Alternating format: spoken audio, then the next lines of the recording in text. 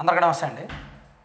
Mylavaram MLA వసంత కృష్ణ ప్రసాద్ గారు ఆయన గత కొన్నాళ్ళుగా వైసీపీలో కాస్త స్తబ్దతగానే ఉంటున్నారు. అంటే పార్టీలోనే ఉన్నప్పటికీ, జగన్మోహన్ రెడ్డి గారికి విధేయుడిగానే ఉన్నప్పటికీ, పార్టీ పట్ల తన విధేయతను చాటుకుంటున్నప్పటికీ కొన్ని అనుమానాలు అయితే ఆయన మీద ఉన్నాయి. పార్టీ మారబోతున్న ఎమ్మెల్యేల పేర్లలో ఆయన పేరు కూడా ప్రముఖంగా వినిపించేది. ముఖ్యంగా ఉమ్మడి కృష్ణా జిల్లాలో పార్థసారథి గారితో పాటు ఆయన పేరు కూడా వినిపించేది. అయితే ఆయన ఎప్పటికప్పుడు ఖండిస్తూ వచ్చారు. నేను పార్టీ మారే టైప్ కాదు, నేను ఇదే పార్టీలో ఉంటానని చాలా సందర్భాల్లో ఖండించారు. రీసెంట్గా కూడా ఖండించారు. అయితే నిన్న ఆయన జీకొండూరు మండలంలో ఒక పిహెచ్సి ప్రారంభానికి వెళ్తూ చేసిన కామెంట్లు ఆయనకు వైసీపీకి ఉన్న అంతర్గత రిలేషన్ ఎంత బలమైనది, ఎంత బలహీనమైనది అనేది చెప్పారు. ఇండైరెక్ట్గా చెప్పాయి. వైసీపీ ప్రభుత్వ పరిపాలనలో లోపాలు అనేకం, వైఫల్యాలు అనేకం. అయితే దాన్ని మాట్లాడే ప్రతి ఒక్కరిని కూడా, వైసీపీ ప్రభుత్వ లోపాలని వైఫల్యాలని మాట్లాడే ప్రతి ఒక్కరిని కూడా ఎల్లో మీడియానో, చంద్రబాబు మనిషినో, చంద్రబాబు దూతనో, చంద్రబాబు స్టార్ కంపెనీరనో ఏదో అంటారు. వైసీపీ ప్రభుత్వ వైఫల్యాలు, లోపాలు, విమర్శలు కూడా వైసీపీ తట్టుకోలేదు. అలా ఎవరు చేసినా వాళ్ళందరినీ చంద్రబాబు గూటి పక్షులుగా చూడడం ఆ పార్టీకి అలవాటు. మరి వసంత కృష్ణ ప్రసాద్ గారు నిన్న అదే తరహా కామెంట్స్ చేశారు.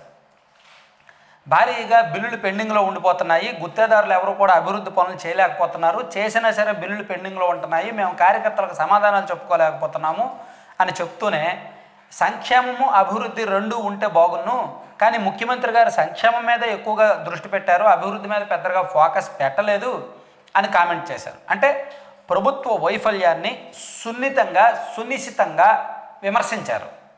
మరి దాన్ని యాక్సెప్ట్ చేసే గుణం వైసీపీలో లేదు, వైసీపీలో ఉండదు. నిజానికి ఆయన చెప్పింది కరెక్టే. ఈ ఒక్క ఎమ్మెల్యేలోనే కాదు, ఈ 151 మందిలో దాదాపుగా 130 మంది ఎమ్మెల్యేల్లో ఆ బాధ ఉంది, ఆ ఆవేదన ఉంది. పనులు చేస్తే బిల్లులు రావు, బిల్లులు రాక ఎవరు పనులు చేయడానికి ముందుకు రావట్లా.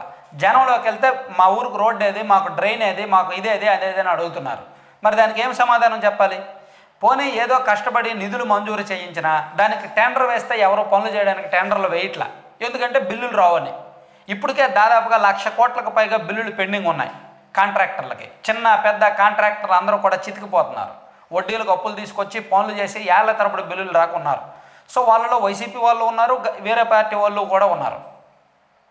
సో ఆయన చెప్పింది వాస్తవం, వసంత కృష్ణ ప్రసాద్ గారు చెప్పింది 100% వాస్తవం. కానీ ఆయన్ను మరి ఇప్పుడు వైసీపీ ఏ కోణంలో చూస్తారు అనేది చూడాలి. ఖచ్చితంగా ఆయన సంజాయిషి ఇచ్చుకోవాలి, లేదా తన మాటలను వెనక్కి తీసుకోవాలి, లేదా ఎప్పుడు అందరికీ అలవాటైనట్టు నేను మాట్లాడిన మాటలను మీడియా వక్రీకరించిందని మీడియా మీదకి తోసేయచ్చు.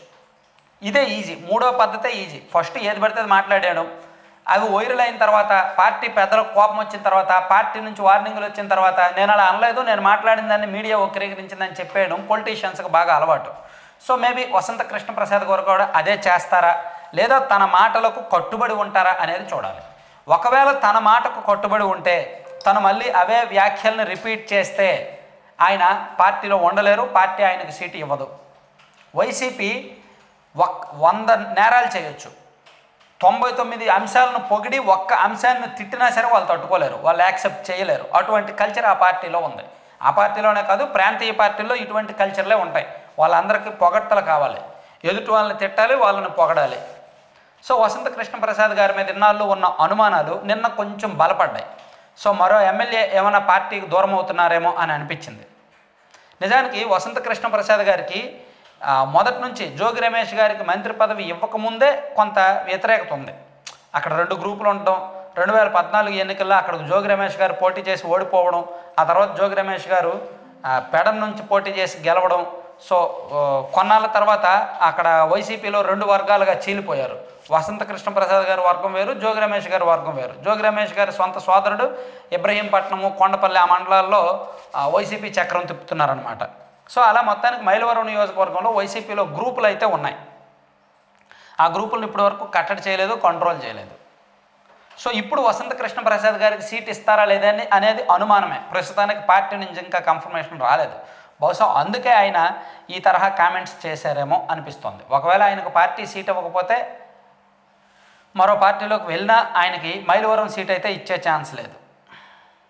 లేదా ఆయన వైసీపీలోనే ఉంటే పార్టీ అతనికి సీట్ ఇవ్వడానికి అంత పాజిటివ్గా ఉండకపోవచ్చు.